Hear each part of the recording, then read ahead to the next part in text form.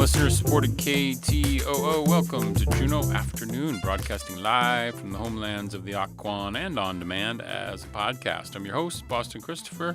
Gunathchi, Shawa, Toksgnusam, Salama. Thank you for joining the conversation. You can also join us via our live stream for a behind-the-scenes look in the studio on YouTube at ktoo.org/jpmlive or on KTOO's Instagram and Facebook pages. Coming up this Friday, October 10th, Hearthside Books is hosting a reading of local authors published by Cirque Press. On Saturday, October 11th, that's tomorrow, we have a preview with authors Larry Spengler and Margot Waring. The Juneau Pioneers of Alaska is having a wood stacking contest happening now. We find out how you can participate. And Mudrooms Storytelling Night with the theme of creature comforts is next Tuesday, October 14th. We chat about what to expect at next week's event. It's local connection and conversation this hour on Juneau Afternoon.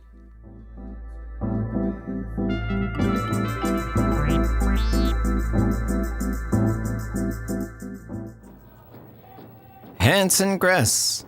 Ka eat with the shuyi we kashuk ayitin. Jin kat ka ke jin tak anakaya ha anikak gunchish. You're listening to KTOO's Tlingit Word of the Week.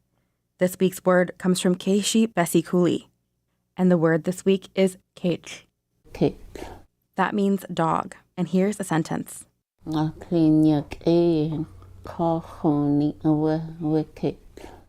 dog is the man's best friend. Let's hear it again. Kate. Gunash Chish to Juneau Lance Twitchell, Goldbelt Heritage Foundation, and the University of Alaska Southeast for this audio. Keishi Bessie Cooley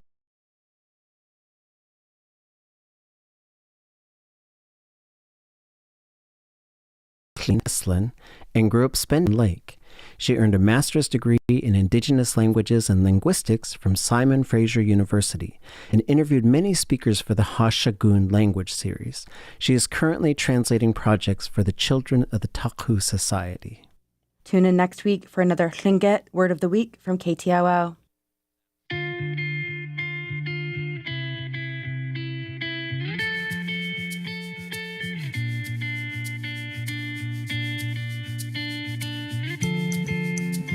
You are listening to community-supported Juneau Afternoon on KTOO at 104.3 Juneau, 91.7 Juneau Ock Bay, and online at ktoo.org. I'm your host, Boston Christopher. You can also join us on the live stream on KTOO's YouTube, Facebook, and Instagram pages. Hearthside Books is hosting a reading by local authors, all published by Cirque Press, on Saturday, October 11th, tomorrow at 3 p.m. The reading will happen at the new Mendenhall Mall branch of Hearthside Books. Yes, indeed, it has moved, and it is a beautiful location. Confirmed authors are Larry Spengler, author of Taking Time, Margot Waring, author of Growing Older in This Place, Sue Liam, Bob Fagan, Kate Troll, Dan Branch, and maybe every other author that's been published by Cirque Press. I am joined now in the studio to chat a little bit more about this event by Larry Spengler, Margot Waring, and from Cirque Press, Sandy Clevin. Hi, Gunathchi, Sandy, welcome. Thank you. I'm delighted to be here. Absolutely. And Margot, Gunathchi, Swasti, how are you? I'm doing fine. Good Excellent. to be here. Good to have you here. And Larry, welcome back to the show. You were here earlier this year talking about your very book, Taking Time. That was a fun experience. And Gunathchi for being here. And we also have in the studio with us the proprietor and owner of Hearthside Books. We have Olga. Hi, Olga. Hi, Boston. Thank you for having us here. Of course. It's so good to have you here. Happy, is it 50th anniversary? 50th. Everybody's having a 50th birthday. KTO had a 50th birthday. The Folk Festival had a 50th birthday. Yeah, right. Hearthside Books has a 50th birthday. Now, here's what's cool. When we were in the store the other day, my partner and I, she noticed you had the table out there in the front, which has photos. You remember those things, photos that you could actually print out and have hard copies of? And there's all these great photos from the Hearthside dinners and different events over the years. So it's a really cool way to look back at the history. And I was making me really miss photos, you know. And I know we have like audiobooks and things like that now too, but it's also really great that we have something like Cirque Press to be able to still be printing the hard copies of these things, which is so fantastic. So Olga, before you hand the mic over to Sandy there, tell me how did this event come about? How did you begin to think about wanting to do this event there at Hearthside Books? I think that things happen naturally over time. One of my personal goals when I acquired Hearthside Books 3 years ago was to make it more community-oriented. I am, by training, a librarian, so I wanted to do some of that. And that meant saying yes to a lot of authors. If I thought that what the author was interesting, I was going to try to promote them. And so that I ended up saying yes to Margot and to Larry and to Sue Liam.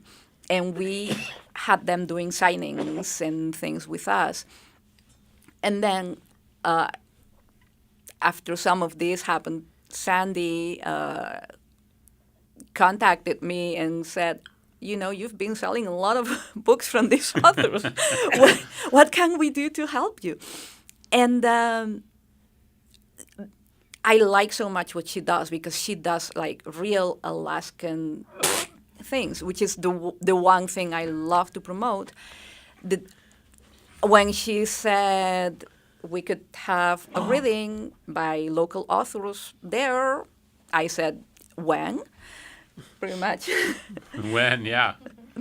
That's so cool. Okay, and Sandy, so Cirque Press, which is based out of Anchorage and is an offshoot of the wonderful Cirque Journal. You can go to cirquejournal.com, right, to see everything. It's CIRQUE journal.com, and you'll see the listing for Cirque Books, which is sort of an offshoot, right? So tell me a little bit about the beginning of Cirque Journal, how you got involved, and we'll start there. Okay. Back in about 2008, Mike Burwell was ready to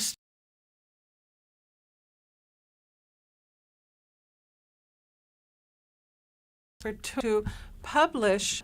Ice Flow out of UAA had closed, and he considered taking that over, but that was not the way. Encouraged by Tom Sexton, a past writer laureate, he went ahead, took the plunge, and started Cirque the Journal. I was in the first edition, was terribly interested, wonderfully interested. He already had the whole format with the photographs and all of the other things that make it a very special journal. 150 plus pages, really big, really wonderful. He already had it set up, too, that it would not just be Alaska, it would be Alaska in the Northwest, North Pacific Rim is how he put it, and we always say, well, we'll take stuff from Magadan if it ever comes in, those other North Pacific. But we have published from the Yukon and other places. I joined him. He left Alaska in about 2012, and he's located down near Taos, New Mexico now. Mm-hmm. And I've seen him twice since then, but we put out nearly 30 journals. And then in 2017, I heard a wonderful poet read at a monthly event in Anchorage called Poetry Parlay. Her work was so good, and I knew she was kind of elderly. And I thought, do you have more of this? And so many of the poets have writing spread all over the landscape in many, many journals. So would you have enough to bring that together as a book? And she did. Mm. I said to Michael, Cirque is a book. We know how to do a book. And so we did. And it was published in 2018. A big year for us, too. That's when the Writer's Block bookstore and restaurant opened. And when 49 Writers, the club, of Alaska writers came into being. Very Wow. exciting things had happened around that same time. Actually, Alaska Club and the beginning of Cirque the Journal came out in about 2008, so I'm backing up to that. But the bookstore, because that's where we did our launch events.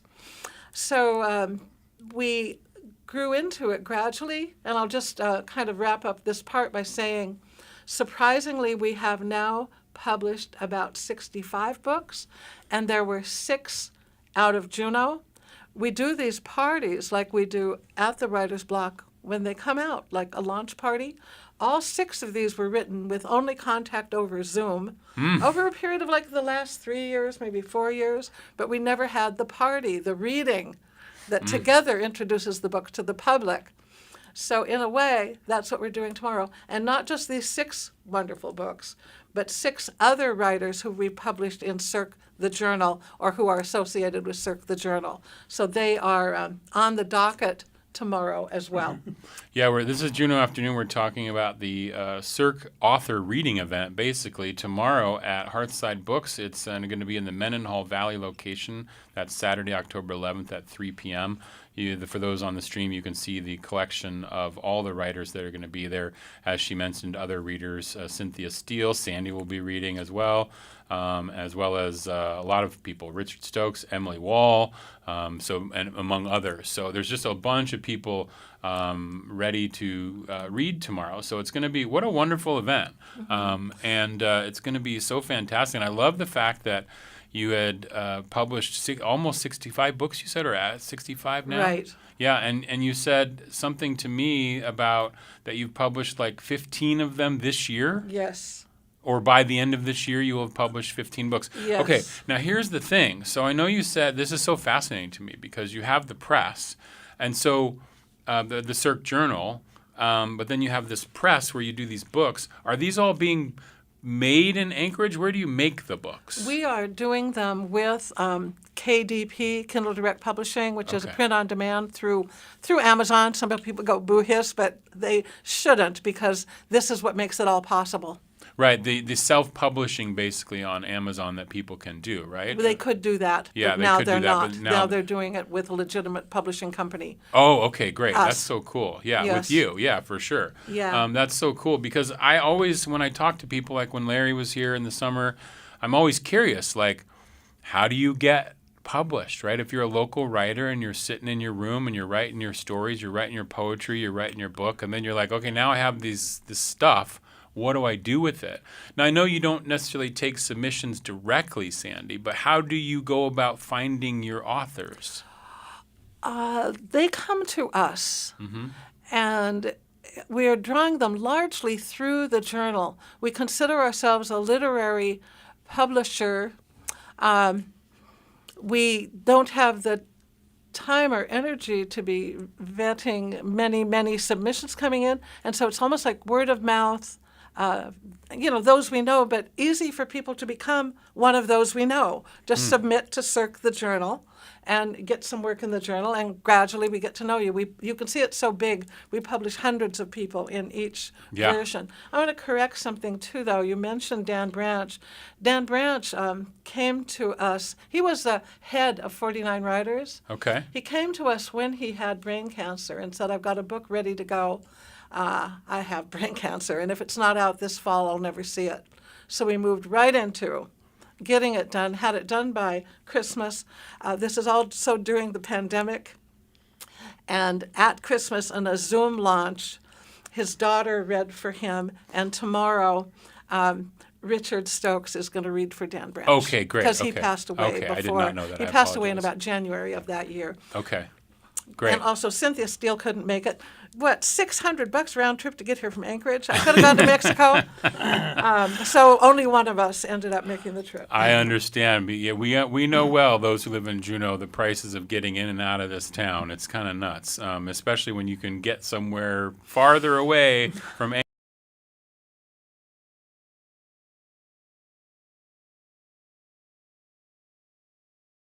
so fantastic happening tomorrow. So let's tell Larry Spengler a little bit. So Margot, your book, Growing Older in This Place, that's a poetry collection, yeah? That's correct. Okay. And so how many poems did you have collected over the years before you started to put it into book form? I never counted, but they filled a box. They filled a box. Awesome.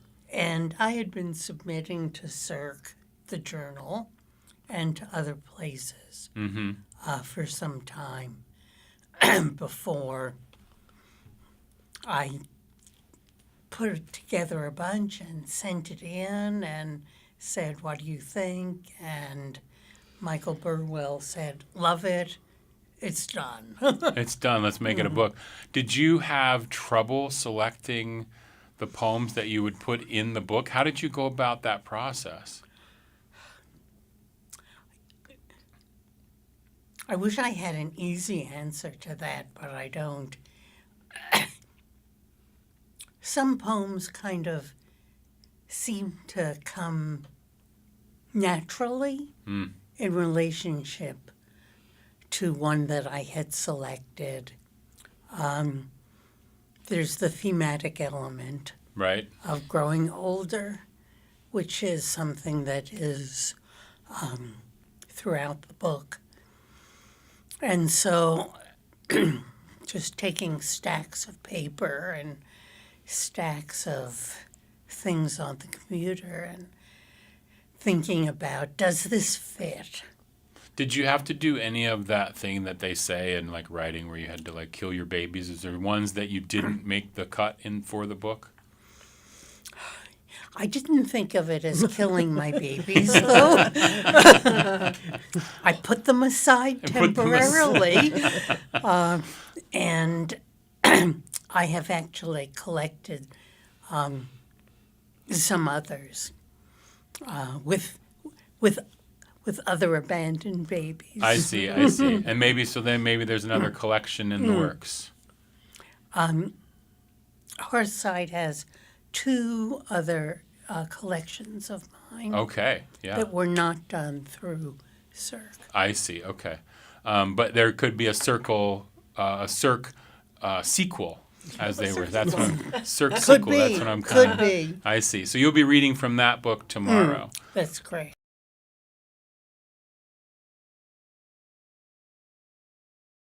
Is there any that you would want to read? I can do that If there was like a short one that you would love to read?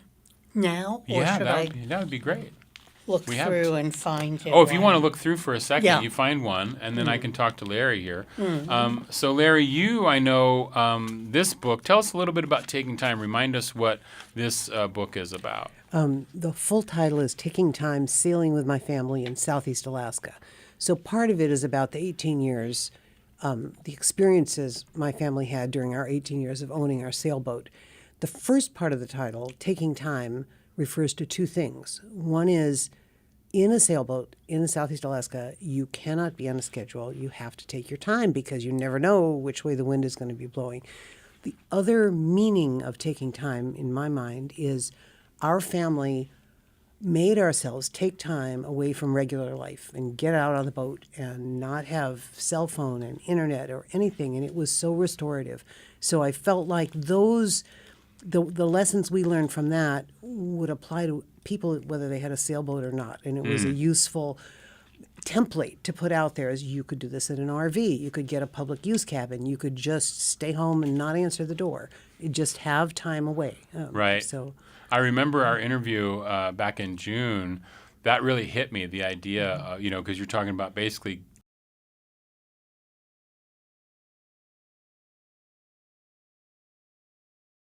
families Right. and using to kind of be the impetus for that, right, which is fantastic. So how do you then go about for tomorrow? Obviously, you're not able to read the whole book, but how do you decide which pieces to read for tomorrow? Yes, I was so harshly told only 10 minutes each, so I don't know. Well, I picked one little part from the beginning when our family was starting out, when none of us knew how to sail, one little part from the middle that it exemplifies how much wildlife and beauty you can pack into a trip that's only involves 2 overnights. I mean, you don't have to go out for a week to experience herons and whales and sea lions and so forth. And then a very little bit at the end because we sold our boat in 2022, and reflecting back on how it was to have the boat. So it's a little bit of the boat. The book is not chronological; it's episodic. So there's a chapter on boat food and peculiar adventures. But those 3 parts that I picked are in order of our living them. So I see. Okay. And for you, is there something that you're working on now that you want to publish soon, or what's your next project? I am still writing the fact that this one got published, and I have some other ideas, but I haven't started on anything. I yet, see. so. Waiting for the muse to hit you, as Yeah, it were. Yeah, and riding the high of getting this published, because this just came out. Yeah, June, and it had a magnificent book signing. It was so fun on a first Friday at Hearthside. Olga did such a good job with that, and it was we were lucky. It was a sunny day, and people were wandering around, and so that was. And I also feel really blessed because Cirque Press was there, because I never heard of Cirque Press, but then I knew Dan Branch's book was put out by Cirque Press, and I knew one of Margot's books was put out by. So I knew some local authors. But I looked online, I could find no submission rules. I mean, if you look at publishers, they say, okay, here's how you submit. So I sent an email, and Sandy wrote back and said, well, what's it about? Maybe send us the manuscript. So it was much less formal than other approaches. Yeah, I feel like if you put those submission guidelines online, you're going to be inundated with submissions. And Sandy, as you were telling me before we went on air, Cirque Press staff is small. Right. It's you and then some people that you contract with when you get to doing the publishing part, right? Correct. Yeah. So it's sort of a small operation, and so it is really by word of mouth. But you'd heard of them. That's how I heard of them. Yeah. And you found the network. You found the way in. I did. Yeah, that's so cool, because I'm always curious about that, how that works. And so maybe you'll meet Sandy tomorrow. If you're out there and you're listening and you have a book and you've got a project or working on some poems, Sandy will be there tomorrow at this event. It's a fantastic way to get introduced, at least make that initial connection. And like Larry and like Margot here, maybe you get Cirque Press to publish your book. It's so cool. I love that. I wish I had an idea for a book. Okay, Margot, let's close with maybe one of your poems. First, I just want to say how wonderful the experience of working and finding Cirque Press has been for writers in Alaska who tend to feel a bit at the edge of anything else. Well said. This is a very short poem called Shared Dreams. My old dog coughs, wakes in the night.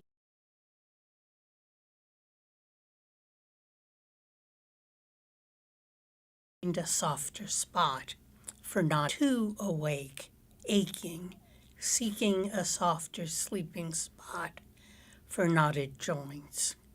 Both dream of long, loose limbs and play in empty fields. That's so nice. I love that. That's so good. Olga, Sandy, Margot, Larry, thank you so much for coming in. You can find out more about Cirque Press through Cirque Journal and Cirque Journal, all of it at cirquejournal.com. That's CIRQUE journal.com.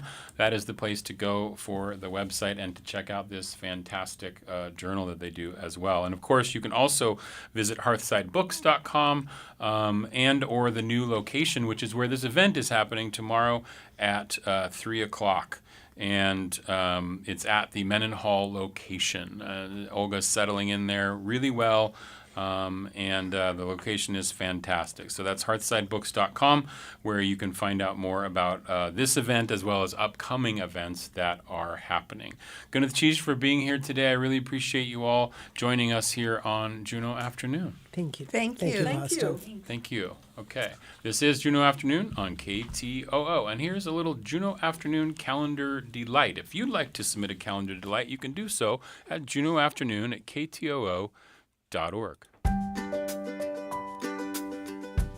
Awesome. Thank you so much. Hi, this is Coach Razor with JDHS Softball, and this is a Juneau Afternoon Calendar Delight.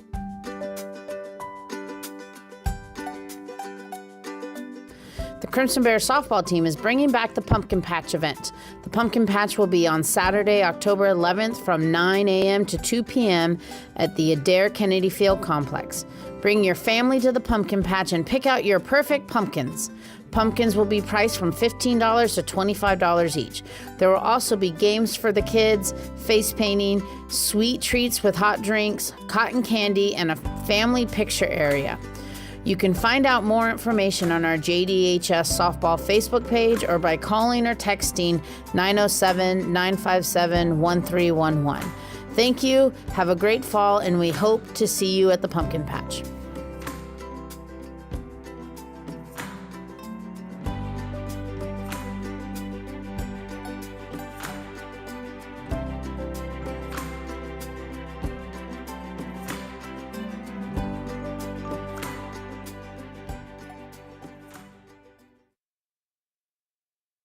Support for Juneau Afternoon comes from Alaska Airlines Club 49. Membership information available at club49hub.com. Support for Juneau Afternoon comes from Heritage Coffee Roasting Company, providing Juneau with locally roasted coffee for over 40 years, with cafes and drive-through locations throughout Juneau.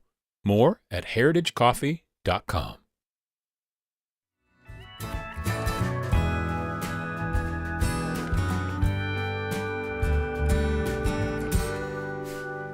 You should have known you can't trust me, 'cause I won't fight for anything except empathy. Can't commit to one idea, driving circles and I always check my mirror. But it's not like I can't see what's wrong. I read the news, I just hate protest songs. It's too easy to say, put your guns away. Power only bows to power. Surround myself with like-minded peers and talk for hours. All I know is who could harm me. But I can't fix it on my own. No, I'd have to raise an army, and I won't kill anything, and I don't want the crown of king. I'm just hoping for a peaceful war. But then again,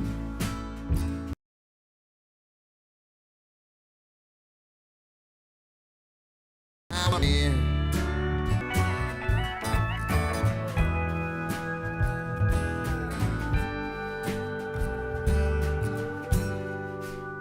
Well, maybe I'm doomed, for sure I'll rot, but I won't rescue anything except my dog. I know you think that I'm naive, but I say nihilist and not immune to grief. Just convinced we've been ugly from day one. Nobody selfish ever reaches for a throne, and it's hard to trace where we find our faith. But I worry I'm talking to myself, 'cause all my monologues end with you're all going to hell. Nobody cares like I do. But I'm pretty sure you think that nobody cares like you. So I will try to be kind, I will share what is mine, but that's not enough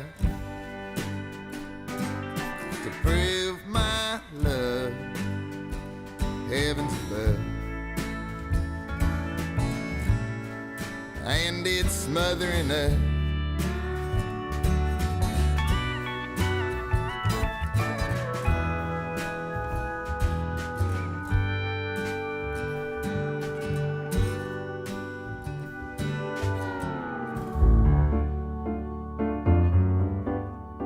That That is a little of Josh Fortenberry. It's a title track off his new album just released today, Tidy Memorial. It's called Heavens Above. He does have 2 album release parties happening tonight and tomorrow. He came on the show earlier this week. You can check that out at Juneau Afternoon. The webpage for Juneau Afternoon on kto.org/Juneau Afternoon. It was a great conversation. He played a few songs. You are listening to Juneau Afternoon from listener-supported public media, KTOO. I'm your host, Boston Christopher. I'm joined now in the studio by Kara Johnson, and shortly to be joined by Janice Holst. There's Janice. Come on in, Janice. She is coming in now. Kara, nice to see you. Hello. Welcome in. Good to Chiefs for being here. You both are from the Pioneers of Alaska, Juneau Igloo, who are sponsoring a wood stacking contest, which is taking place.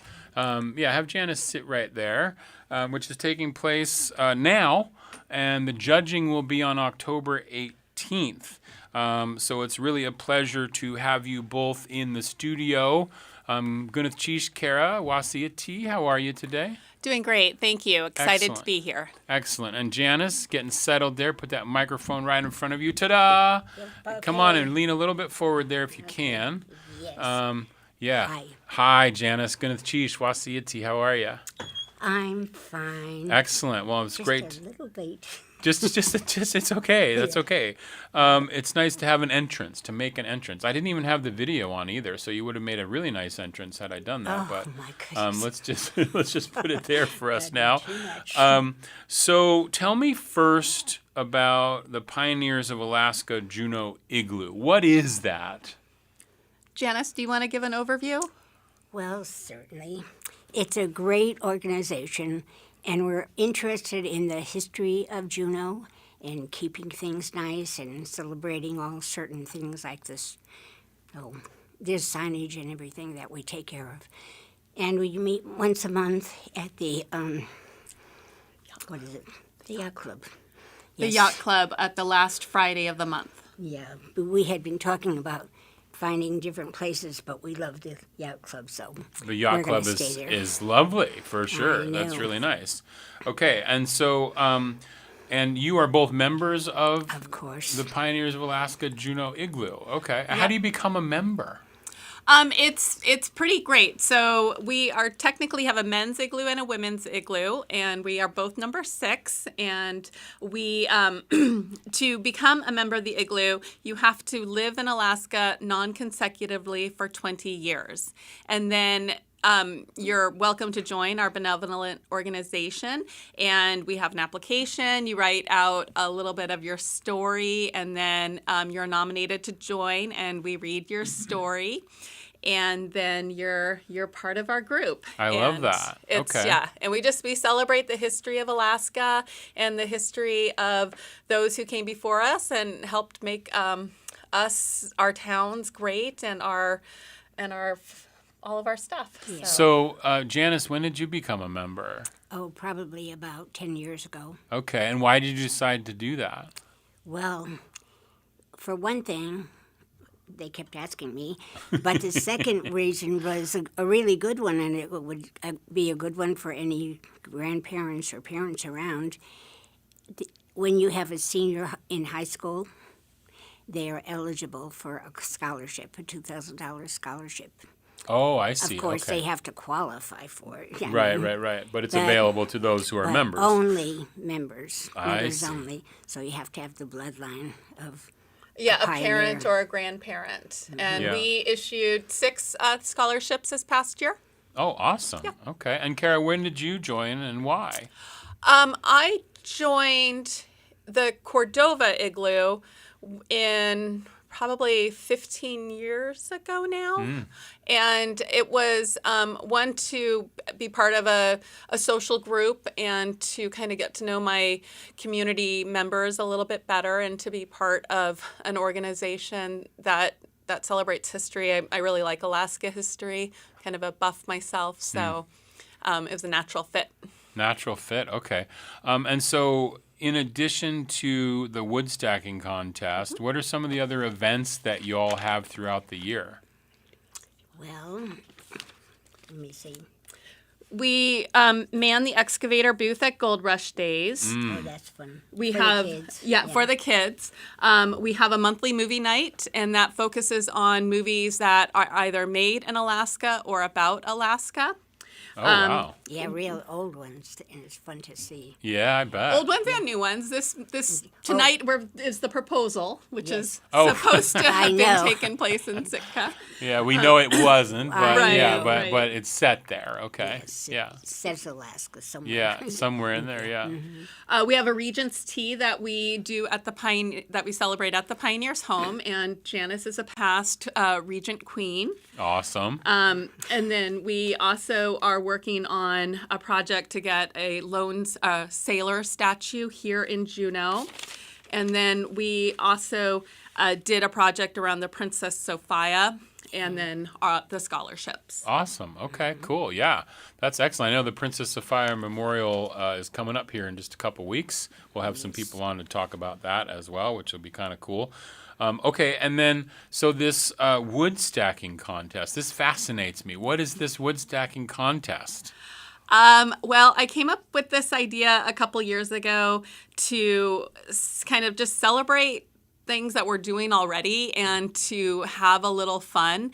And so I brought it to the Pioneers board to see if they would be interested in supporting this. And they agreed that it was kind of a fun idea to get the Pioneers out there a little bit and to just to get to know our neighbors as well. And so this is the third year we have it. Like you mentioned before, we will be doing live judging Saturday morning, the 18th. And basically, it's there's a group of 4 or 5 of us, and we come to the house. We measure the stacks. We take a picture with the owner. We fill out an entry card, and then after all the visits are over, we come together as a group, and then we put the entries in each category, and we have 5 categories, and then we pick our winners. And then the winner of each category's name goes into a hat, and they're drawn for the prizes that I have. Oh, excellent. And so this is a really nice bag here, this leather bag. Yeah, so our grand prize is a wood tote, a wax leather wood tote with a 10-inch Pioneers of Alaska logo emblem on it. Oh, wow. Other prizes I have 2 books. I have Axe in Hand, a Woodchopper's Guide to Blades, Wood, and Fire by Nicole Conan. And then I have Norwegian Wood, Chopping, Stacking, and Drying Wood the Scandinavian Way by Lars Meiteg. And we are so thankful and appreciative of Ace Hardware, who donated this year a beautiful lumber axe, forest axe, and a axe sharpener and a steel hat. Oh, my goodness. And so Okay. we're very thankful. This is our first corporate sponsor. So. Awesome. Great. Congratulations. So you mentioned Janice did that. She went out and solicited for us. Janice is a hustler, that's for sure. Well, I just like people to have prizes, so. Yeah, for sure. So you mentioned, Kara, that there are 5 categories because anybody can participate in this, right? You don't have to be a member of the And Pioneers. then no fee, no entry fee. No entry fee. No, So this is just you a just fun. sign up for fun. For fun. But there's pride on the line, There right? is. And you the get bragging bragging rights. And bragging rights. So what are the 5 categories that I want to be thinking about?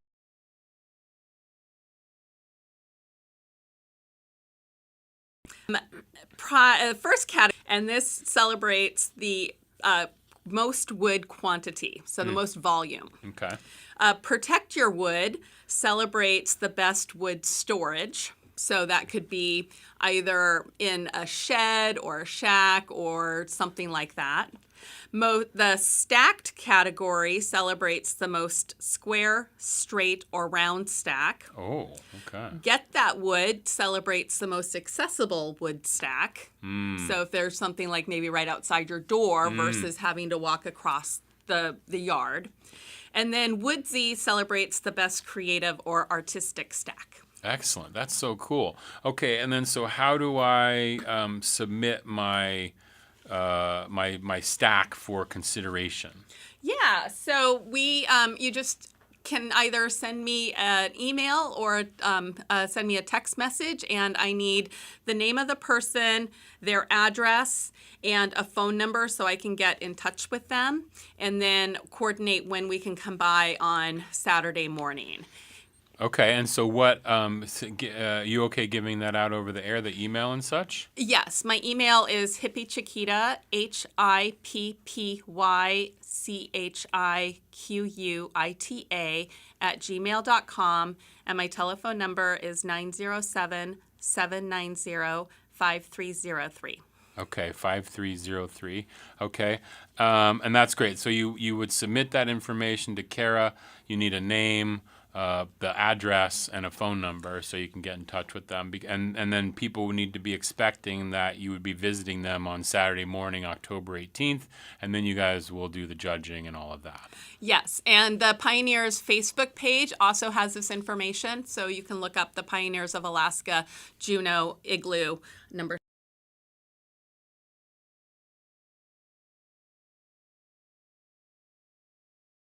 For my last question, which is mine, but that's the place to go. Yeah. Juneau loves Facebook, and the Pioneers of Juneau love Facebook as well.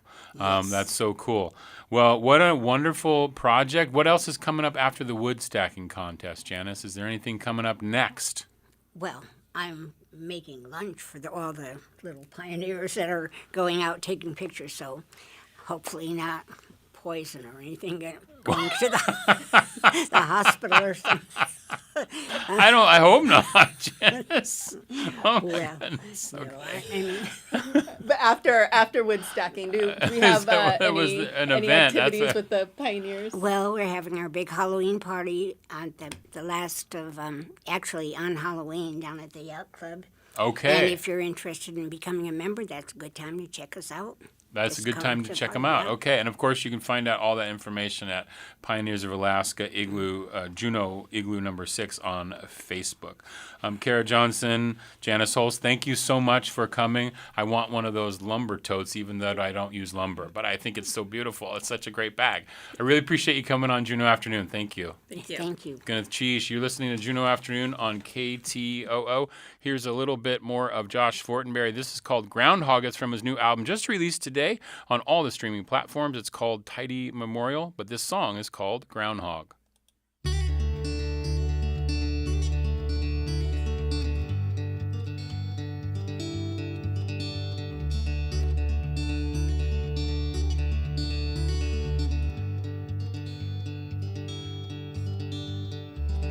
I could argue with a statue, still think I won. And I've been holding back a promise and holding out a gun. I've been lying to my parents about how much I run. But that is not the worst thing I've done.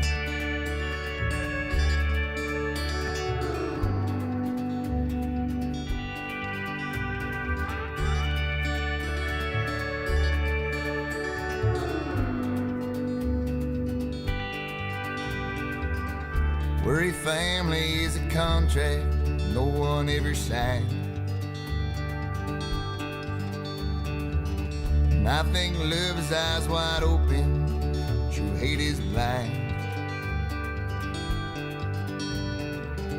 And I've been hiding from my friends, but none of them are prying. Never learned to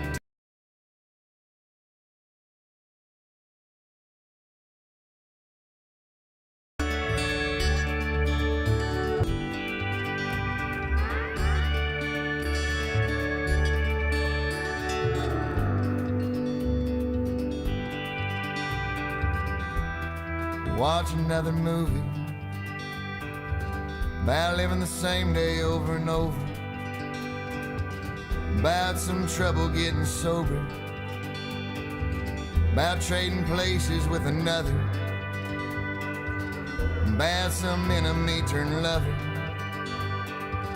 about the realities of war, learning what we're fighting for.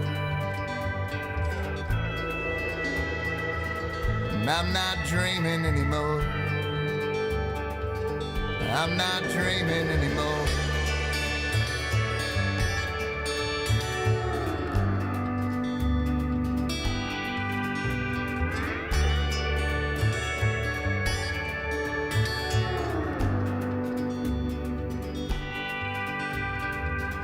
I'm too scared to play it cool. You can smell it on my breath. And I rarely write a song that doesn't mention death. Think my choices have no meaning, yet I'm filled with regret. And in light of all of this, I'm surprised you haven't left.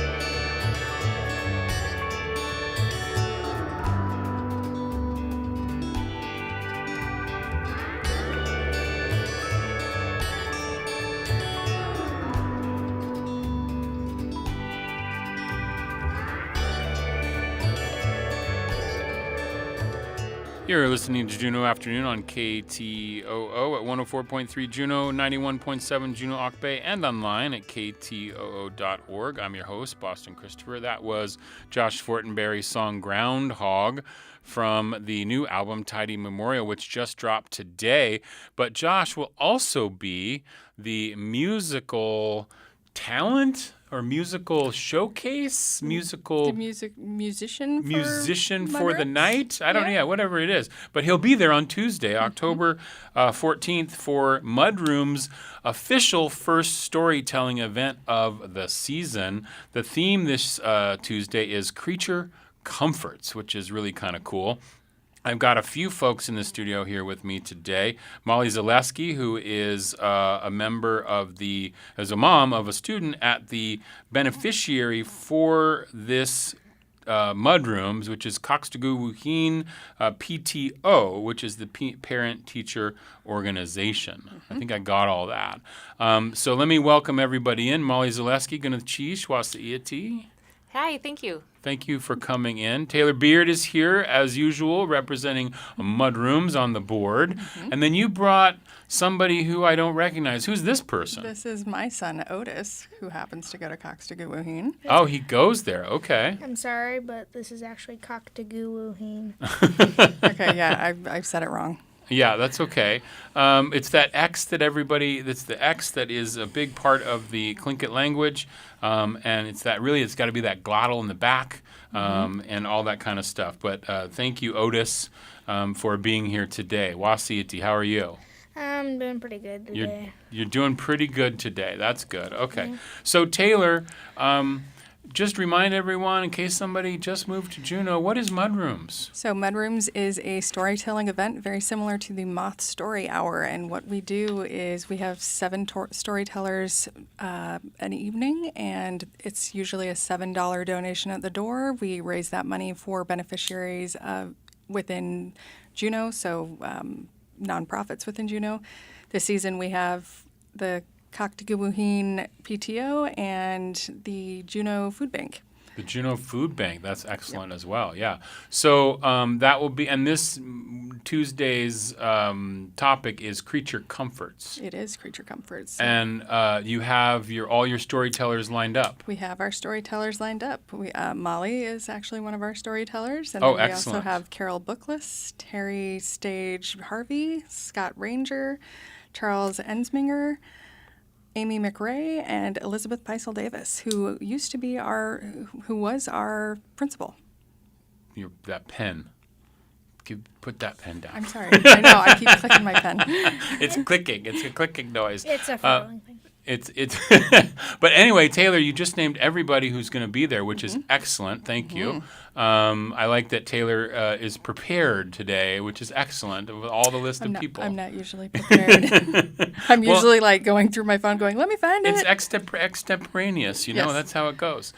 So that's a great lineup for Creature Comforts. And it's interesting because I think we were talking about it last time you were here in terms of the themes are guides. They're not necessarily strict rules. Definitely not strict rules. Yeah, so it's just sort of to give you inspiration. Yes. Okay, so let's talk to Molly. Molly, you're going to be telling a story on Tuesday. Yeah, that's right.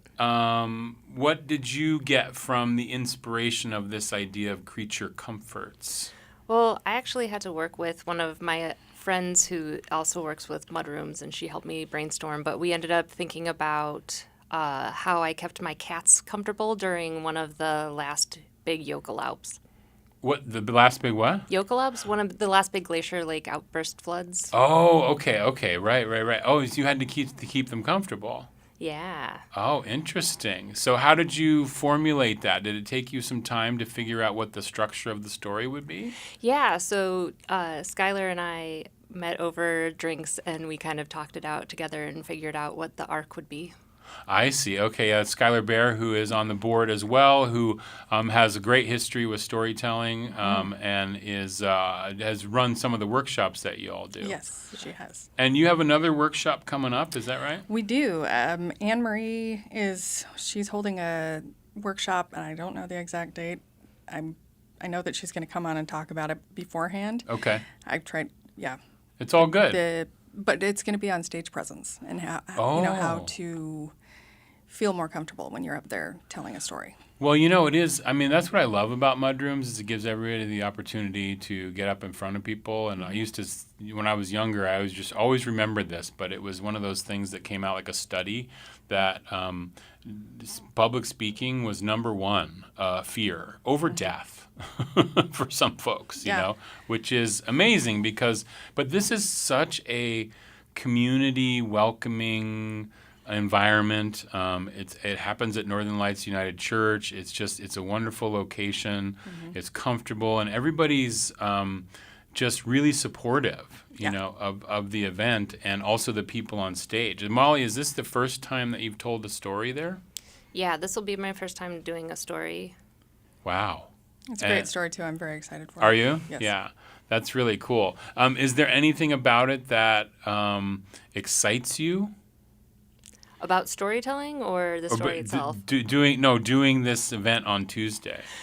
No, I'm just more excited about the opportunity to have this fundraising event for the PTO. And because I'm a mom with the school and I'm a secretary on the PTO, then I got kind of roped into becoming a speaker as well. Ah, I see. I could have also been a little bit of Skylar also. Skylar. Yeah. But so is there anything that you're afraid of on Tuesday? No, not particularly afraid. Yeah. I think what was nice with when you sign up to be a speaker is they do have a practice, and that really helped calm nerves. Okay, that sort of makes it, you get the sense, you get to try it out, you get to be in front of people, and so you're not going in cold on Tuesday. Yeah, that's right. Yeah, that makes sense. Because the other thing about this, Taylor, is you can't have note cards or anything, right? Yeah, you're not, I mean, there's sometimes extenuating circumstances where we're like, sure, have your notes, that's totally fine. Right. But we try not to have note cards because it's supposed to be a true personal story, right? So it's like, the idea is, this happened to you, so hopefully you do not have to... Right.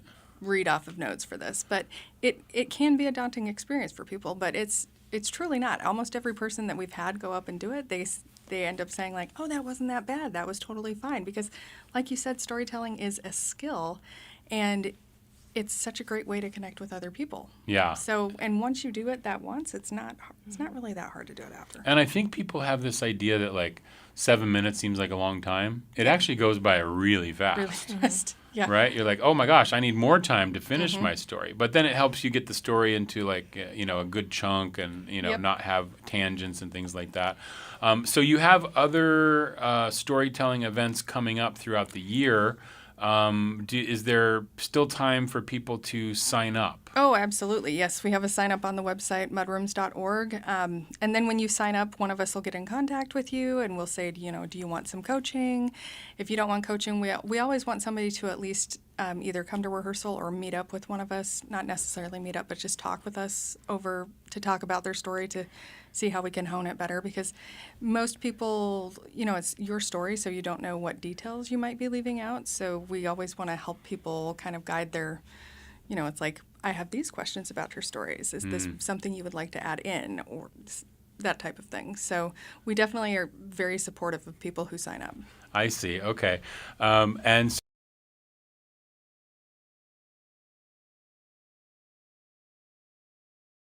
your school and what you love about it.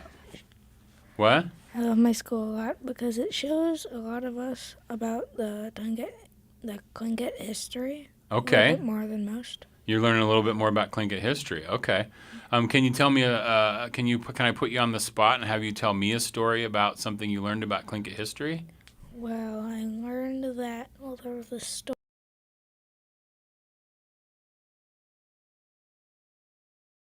A lady who and she wanted to name it the Tlingit name for dog, which was Cake. Okay. But her ears weren't used to listening to Tlingit, so she heard it as cake instead of cake. Uh-huh. As like the food, so she named it Cake. But then years later, after learning this, a friend told her that the Tlingit word for dog is kick. And she was like, oh no, I thought it was cake. Well, that's really funny. What's your favorite subject over there at school? Well, I'd say a lot of it is science. We don't do it that much, but when we do, it's actually pretty fun. Okay. Yeah, so you're into science. Yeah. Although I did get sick, I hurt myself on a day that I didn't mean I hurt myself, like I accidentally hurt myself on a day that we were doing this cool science project. Oh, I see. If anybody knows what baking soda and vinegar. Oh, yeah, okay. We put it in a bottle. Classic science project for sure. That's really fun. Yeah, I missed it, but the day later we were able to do it in a small group of kids who missed it. And I'm really mad because I missed a friend of mine, Gemma.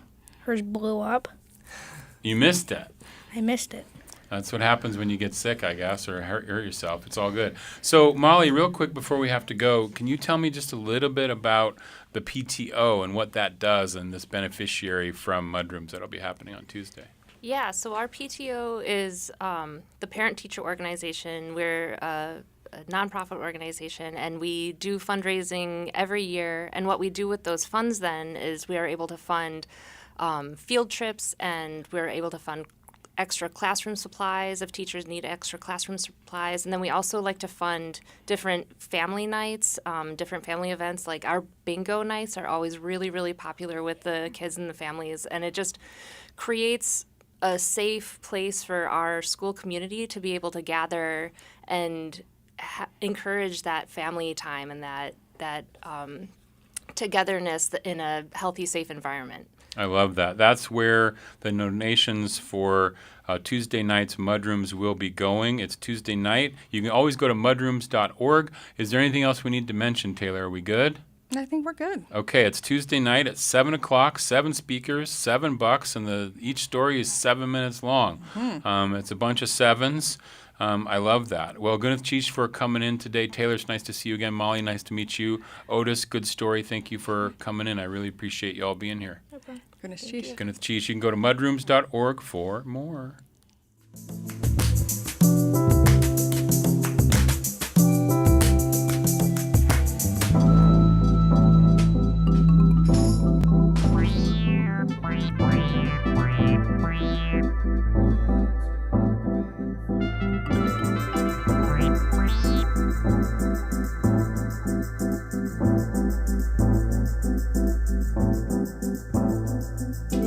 That will do it for today's Juneau Afternoon. Local stories, local events, local connection, made possible by you via your donation and membership at ktoo.org. Gwyneth Cheesh. Reminder, there are 2 holidays next week. Monday is Indigenous Peoples Day, and Friday is Alaska Day. Juneau Afternoon airs Wednesday through Friday at 3 p.m. right here on KTOO Juneau 104.3 and KAUK Juneau Bay 91.7. You can find this show online at ktoo.org/Juneau Afternoon. You can also find live stream archives on KTOO's YouTube page. Support comes from Alaska Airlines Club 49, Hanson Grass and Heritage Coffee Roasting Company. I'm Boston Christopher, producer and host of the program, with help from Aaron Tripp. Gwyneth Cheesh.